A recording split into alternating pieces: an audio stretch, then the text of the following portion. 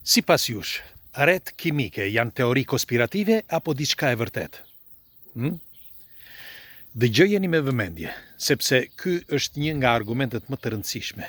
Jetojmë në këtë planet, thithim këtë ajër, dhe po sigurt jetë e vërtet që avionët të hedhin nga sipër disa kontingjente, disa gjëra, që ne mund të na krijojë problem. Po sigurt jetë e vërtet.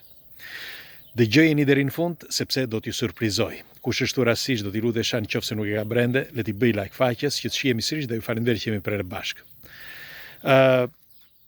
Këtë dëshmi e ka lënë Robert Kennedy Jr., që është një nga kongresmenët më të mëdhenj dhe amerikan dhe njëkohësisht edhe i familjes Kennedy. Ai në një intervistë para 2 javësh thot haptazi që shtollungat kimike ose erret kimike janë të vërteta. Pra nuk është teori konspirative. Për më tepër thot diçka drithëruese, që e la sallën pa fjalë. Askush nuk e di se kush jep urdhër për këto erret kimike. T'ja u përsëris, pra që janë të vërteta, ai thot janë të vërteta, sepse mbushen qiejt me këto shtollungat që hedhin avionët. Dhe do t'ju them se përse. Shërbejnë sipas teorive konspirative në këtë rast, por në gjëja e parë që është e rëndësishme thuhet që ekzistojnë. Dhe tjetra, ato re, që disa prej tyre janë të vazhdueshme në një zonë të caktuar, dikush thotë që mundet që në njëri nga këta, pra një nga këta avion, mund të bëj edhe 2 apo 3 fluturime në ditë me këto shtollunga, pra për të hedhur këto shtollunga.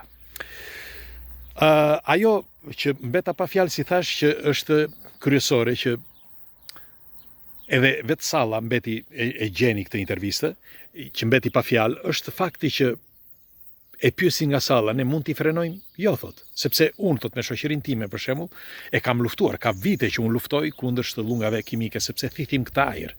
Dhe unë nuk dua që unë tashmë, jam i madh në mosh, por fëmijët tanë, fëmijët e mi dhe fëmijët tanë, thot, nuk dua, thot, që të kenë probleme.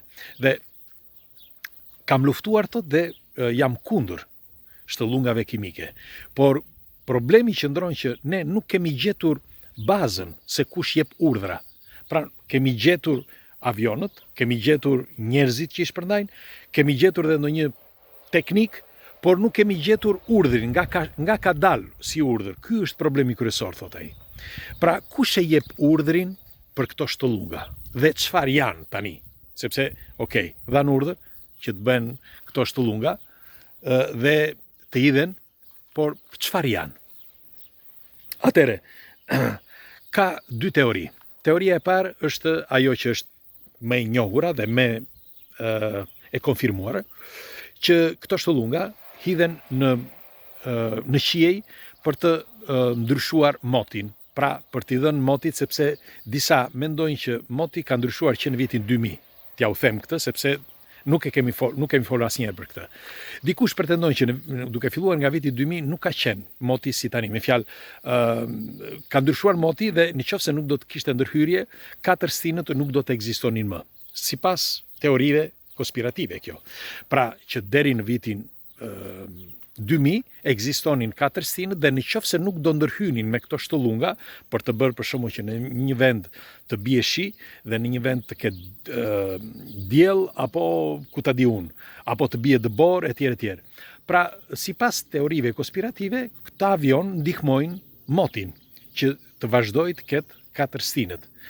Tani, unë nuk e besoj këtë, sepse toka dhe gjithë planeti dhe atmosfera është krijuar në mënyrë perfekte dhe unë nuk besoj që njeriu të mund të ndërhyjë në një cikël natyror, sepse vetë cikli natyror pastaj i kthehet mbrapsht. Kështu që unë nuk besoj në këtë.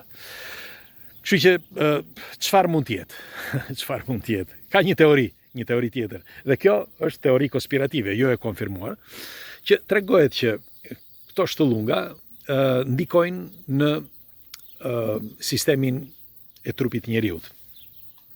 Janë bërë për këtë qëllim, sepse thuhet, sepse kur hidhen këto shtollungat, grimcat që shpërndahen në ajër, ne i thithim, dhe ndryshon metabolizmin e njeriut, ndryshon qelizat e njeriut, ndryshon trupin, fizikën dhe njëkohësisht edhe trurin.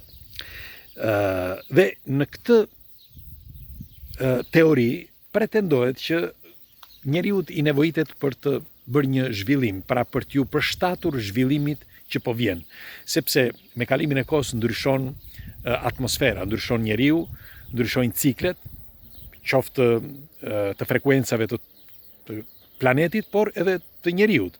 Dhe në qoftë se njeriu nuk do t'i përshtatesh, ose nuk do t'i përshtatet këtyre frekuencave, atëre mund të shfaroset, dal nga dal, sepse mund të krijohet një virus që mund ta shfarosë njeriun përgjithmonë.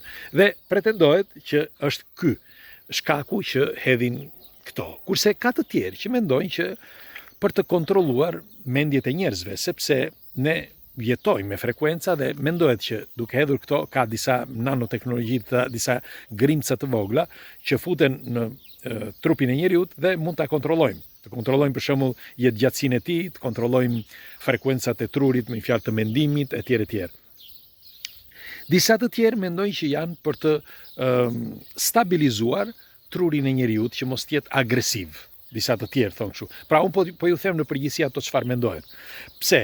Nëse keni vënë re që nga vitet e luftës së dytë botërore, pra në vitin siç ju thash 1944, akoma sot po ta shikoni ndër vite nuk ka më përleshje si lufta e dytë botërore. Dhe mendohet që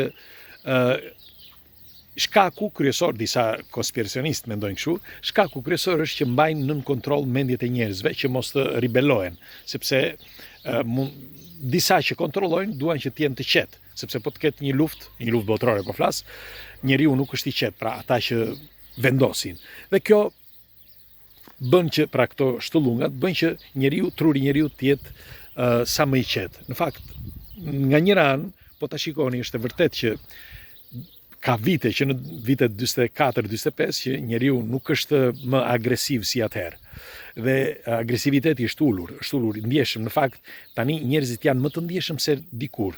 Kanë ndjeshmëri ndaj kafshëve, ndaj njëri tjetrit etj etj.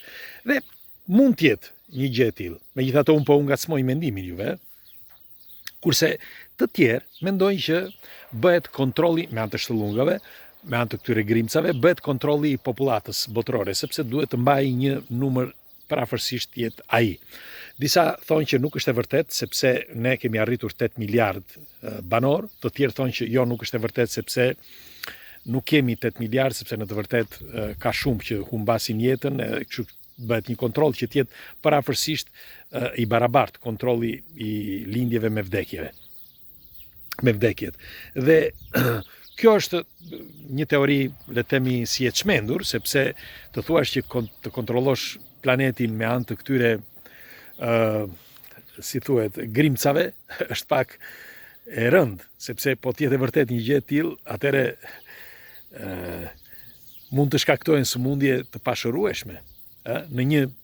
Mjafton në një ditë të vetme, sëmundje që mund të shkatërrojnë qelizën e njeriut, madje edhe miliona njerëz. Kështu që unë nuk besoj që mund të jetë kjo. Unë jam i një mendimi tjetër. Ju tregova të gjitha këto sepse që të dini se si të kontrolloni, të gjeni informacione dhe se si të përgjigjeni. Kemi bërë një emision, tek emisioni Enigma, e kemi thënë, por dua ta përsëris edhe një herë, në një nga emisionet që kemi bërë për sa i përket shtullungave kimike, kemi folur dhe nga Instituti Gjeologjik i Shkencave në Shqipëri, me një mikun ton, ku një profesor na tregon që në vitin 1972 në Kosovë na tregoi një raket, ishin disa raketa të vogla, po thuaj 1,5 metra, 2 metra, dhe këto raketa mbusheshin me një lloj kontingjenti, lëngu, dhe e hidhnin në atmosferë për të bërë që të hapej koha, pra të mos kishte, sepse në Kosovë gjatë atyre viteve dimir ka qenë shumë i ashpër, që të hapej koha dhe të kishte diell, sepse mungonte dielli. Njëkohësisht ka nga këto raketa që bëjnë që të bjeri shi, ose të bjeri dëbor, ose breshër. Pra hedhin këto raketat që kanë disa grimca brenda, dhe në atmosferë, ato në një vend caktuar, mes reve, bashkëpunimi i tyre me ret bëjnë që të bjeri shi, të bjeri dëbor apo breshër. Dhe anasjeltas, ka disa që i qojnë këto raketa që shpërthejnë në atmosferë dhe hapin ret, i shpërndajnë. Në fakt, këtë keni edhe një studiues, Ingina, që ishte një studiues këtu nga Roma, që ai e bënte aktualisht këtë gjë, ishte një studiues që flitet kohët e sotme, ishte një burr i mirë, një kimist, por ai e bëri në mënyrë shkencore dhe ja u tregoi të gjithëve se si e bënte me një lloj antene me disa frekuenca që ai bënte, pra nuk e bënte me këto si thon me raketa, por e bënte me frekuenca. Pra shkencërisht është e mundshme një gjë e tillë. Dhe për mendimin tim, këto raketa dhe këto shtollunga që hidhen në qiell, unë mendoj që në vend që të hedhin raketa, hedhin shtollunga për të ndryshuar motin, për mendimin tim. Sepse, për shembull, nëse keni vënë re, ka disa vende që, si për shembull në Dubai u mbyt vitin e kaluar. Sepse tregohet që hodhën jashtë mase, hodhën shumë sepse kishte kohë që Dubai kishte nxehtësi të madhe dhe e përmbytën Dubain me reshje, shiu. Bire ra dëbor, nuk ka ca muaj ra dëbor. Pra këtë po e përdorin të gjitha shtetet e mbar botës. Tani doja një përgjigje tuaj. Çfarë ndodh në qoftë se të gjitha shtetet e botës bëjnë këtë gjë në atmosferë? Çfarë mund të ndodh? Çfarë mund të ndodh me njeriu, në radhë parë me trupin e njeriu dhe me oksigjenimin dhe me qelizat e njeriu, dhe çfarë mund të ndodh me planetin, duke përdorur të gjithë të njëjtin sistem? Më thoni ju. Unë tani deri këtu arrita, ju ngacmova mendimin, do të dëshiroj një komentin tuaj, sepse siç ju thash, ky është moment shumë delikat për planetin dhe për njeriu, dhe është mirë që ta diskutojmë. Të paktën të kuptojmë se ku jemi, edhe pse nuk mundemi që të bëjmë dot asgjë, por të paktën të dimë se çfarë bëjnë dhe çfarë thithim. Në Kinë apo në Japoni bëjnë mirë që mbajnë maska gjithë ditën.